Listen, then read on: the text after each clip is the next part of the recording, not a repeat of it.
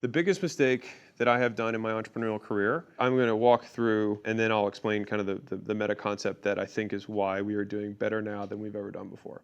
The very beginning of my business, I started an online fitness coaching business called the Free Training Project, which then flipped to for-profit. I then started a gym. Now, I did a smart move and said I'm going to focus on only one of them, which was the gym, and the gym grew. I kept doing this gym thing because that kept working. And then all of a sudden, as I kept opening locations, I was like, man, I'm pretty good at this marketing and sales stuff. Then all these people started being like, hey, can I give you money to do other stuff? And I was like, well, I accept money and I can do other things, so that sounds great. Within the next 12 months, I had a dental agency, a chiro agency, and a business that was the turnaround business, which was me flying out to gyms. And so I tried to grow 4 businesses at the same time where I was CEO of all of them. It took me getting into a head-on collision in a DUI where I had a mentor of mine, whatever you want to call it, who's like, your lack of ability to make decisions will kill you. After that, over the next 7 days, I broke up with, which is probably the best term because some of you guys are in terrible partnerships and won't admit it.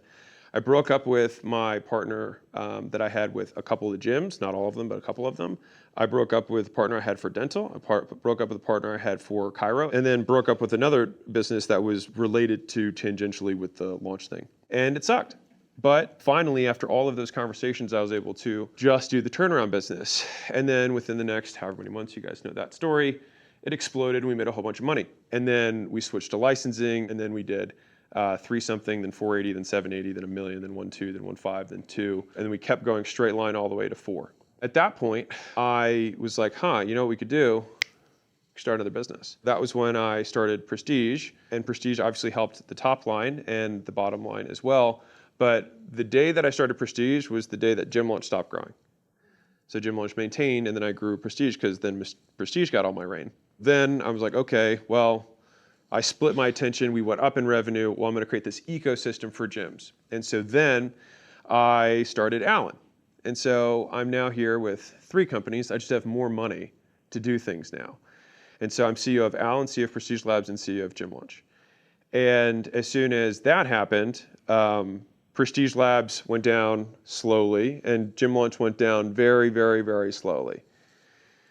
And that continued until I sold Allen. And then after I sold Allen, Gym Launch straight line up.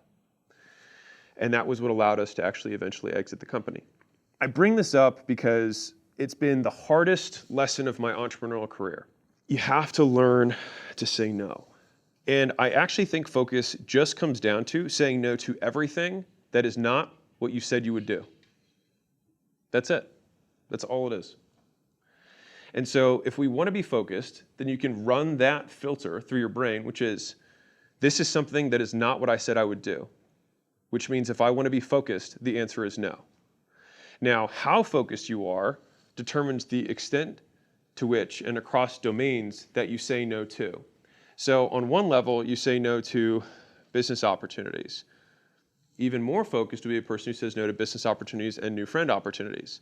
Even more focused would be somebody who does no new friend opportunities, no new business opportunities, no networking opportunities, and the list can keep going, right? If somebody did literally nothing else, then they'd be the most focused person. And so it's not am I focused or not, it's how focused are you?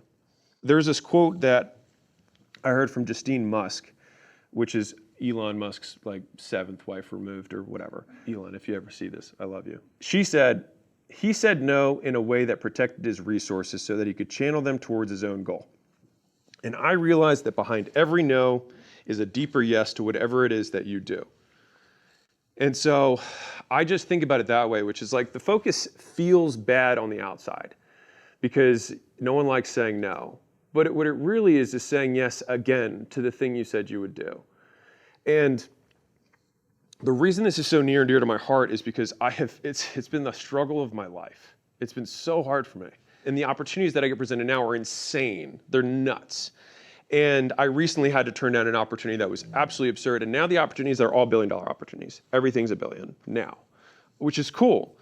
But I also have acquisition.com, which will for sure be $1 billion plus company in the next 36 months. We will be there. That's we need to not do anything else. I can just not mess it up. And it's still hard. And so I gave myself this saying, which was, and you can scale it up or down whatever way you want, which is I'm not going to sacrifice my first billion for my second.